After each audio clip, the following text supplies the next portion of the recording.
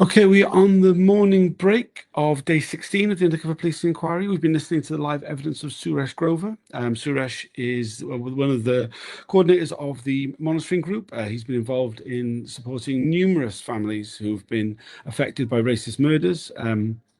As well as lots of victims of racism. He talked about a lot about the role of the monitoring group. He was questioned about the support for numerous campaigns, but most particularly the Stephen Lawrence Justice Campaign. I'm joined by Zoe Young from Campaign Opposing Police Surveillance. Zoe, what have you made of what we've heard this morning?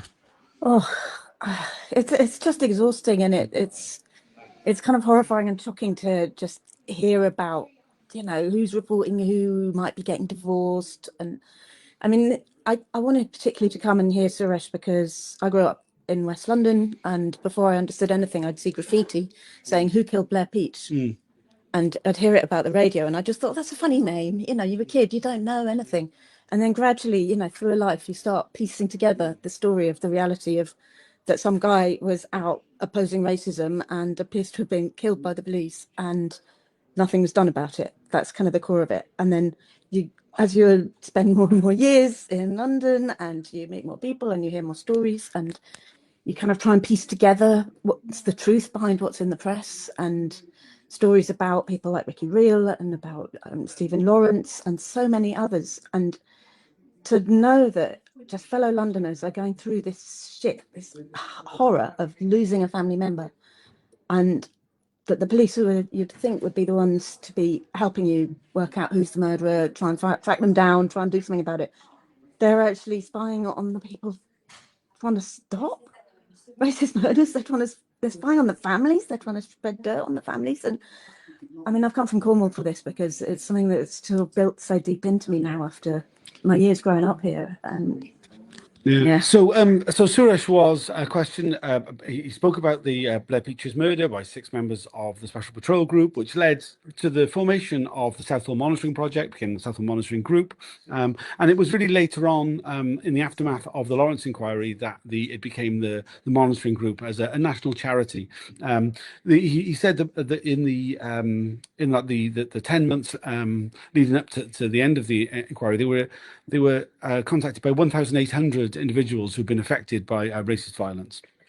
And that really the role of the monitoring group, which was, as well as being like kind of support for families in terms of getting counselling, working with psychiatrists, psychologists to help people through the trauma really of experiencing racist violence. To also work on like a media campaign to contact lawyers and like kind of really like kind of be alongside the families as they in their fight for justice.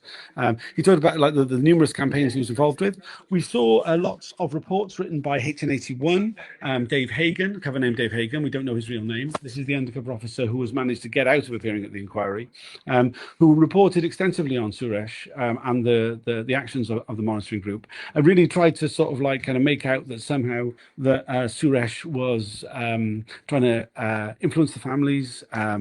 That we saw a bunch of stuff like kind of claiming that he was that there was some sort of internal one of the things we see many times from these reports is this internal division, that somehow that he was losing his support from the Asian community because he was working with Afro-Caribbean groups. I mean, Suresh very clearly rejected this. He said that there was no such division existed. This is a fantasy by Dave Hagan in these reports.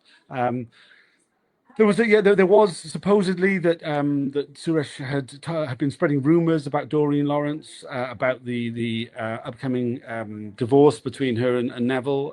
Suresh was like he was the last to hear about that. It wasn't something he would have he would have talked about anyway, and certainly not with the person who he's reported as saying it to, which was Lewis from Movement of Justice. He said that he really didn't know the people from Movement of Justice. He met Alex one day, who we heard from yesterday, and Lewis, who we heard from last week, a couple of times. He spoke to them. He was always very polite speaking to people, didn't have a problem with them, but they came from very different political positions. He wasn't about to talk about rumors with them or anybody else. What do you think of the way in which Suresh answered the questions this morning? I think he did really well. I mean, I just felt like they were kind of slightly putting him on the spot, but I suppose that's what they do with the witnesses, don't they? It felt a bit unfair in that, I mean, in any movement where there's diverse groups, there's inevitably, people interact in different ways, people have different approaches, people do spread rumors, but that's not the point is, like, who cares if he did? But he had to defend himself on that. Is like, why would the police be trying to pull that out? Why would they be trying to make division between people unless they're trying to do divide and rule? Turn, Asians against black people, turn the monitoring project against, the Lawrences or whatever it is. It's like this constant nitpicky, like, that. Why were the police doing that? That is not their job. Their job is to stop people being murdered, you'd have thought, or to find somebody who was murdering people and put them through the court process. There's laws. That's what their job is. Why the hell are they doing that? And why is somebody who gets up this morning and speaks, really movingly about things like the wider impact of racism in a city like London, and which is being played on still today more and more by the far right. That just looking at the impacts of racism just on siblings, on children, like how this bigger political stuff pans out into playground, into stuff. I mean, and I lived that as a kid. So one of the things that really came up in the inquiry was this question that Dave Hagan was put to him, and Mark Ellison had made the call that that Dave Hagan acted as a spy within the Lawrence camp. This was put to Suresh, and it was Dave Hagan inside the Lawrence camp. Suresh very, very clearly explained that as well as the Stephen Lawrence Family Justice Campaign, which was run by the family themselves, which was quite tight-knit, quite small, there was a wider supporters group that people referred to as the Lawrence Campaign, and that Dave Hagan was part of that, not the Stephen Lawrence family themselves. So in many ways, he kind of agreed with what Dave Hagan had said in some of his statements. Dave Hagan also said about, just simply about that particular aspect, that that the infiltration of the Lawrence family itself wasn't really possible, that the Lawrence family, it's somewhat similar to these ideas that someone could have been taken over by groups like Movement for Justice. It was a family justice campaign. As such, it was run by the family themselves. It was interesting. Dave Hagan said that he wasn't, when he reported on these rumours about Doreen and Neville Lawrence, he reported on them because he believed that there was a public order aspect to that, because that Neville Lawrence was malleable, supposedly, but the Doreen Lawrence was very close to Suresh Grover, and that the way in which the family justice campaign developed after them divorcing would have an impact on public order. He said, "Oh, but I wasn't expecting that information to end up in the media." Which obviously it did. I mean, it really shows. So there's one of the questions. It's not really being addressed by the inquiry, but the close relationship that the police have with aspects of the press and the way in which they leak stories in order to push their own agenda in that way, was something I think really needs to be looked into quite significantly, because it is so problematic.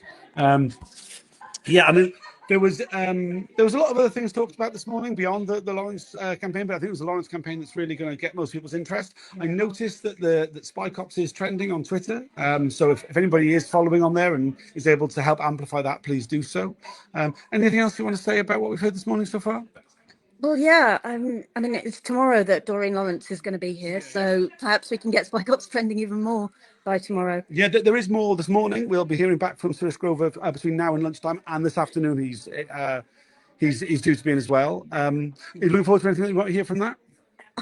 I'm just looking forward to understanding what the hell these cops think they were doing, and hearing from Suresh under the questioning, I think is so valuable, because he's been involved since the beginning of this inquiry. He's been a major character among the core participants, which we all are, which is why we're kind of here a lot. And I think just building solidarity and mutual understanding between different parts of the core participant community insofar as it exists, and just understanding each other's stories, where we come from, what life was like, why we were involved in the campaigns we were involved in when we were, how different communities related to each other. And I if I have to hear this guy say Southall another time, I'm going to burst out. He keeps the questioner, he keeps mispronouncing Southall. I think he's got it mixed up with Southwark or something. But for us Londoners, it's like, what? Yeah, I think Suresh has been an excellent witness. I mean, obviously he is used to the public inquiry sort of setting. He did talk about the Stephen Lawrence inquiry. I mean, how he was there for all 59 days of it. Obviously, this inquiry has gone on for much longer. But yeah, he was very effective at answering questions, not over answering questions. Very different to the way Alex was dealing with the inquiry yesterday, where he was setting his own answers, saying things that he wanted to say. Suresh is very much to the point. He's not overly verbose in any sense. he's like making the points he wants to make, but answering the questions very directly, using the context of the inquiry as it is.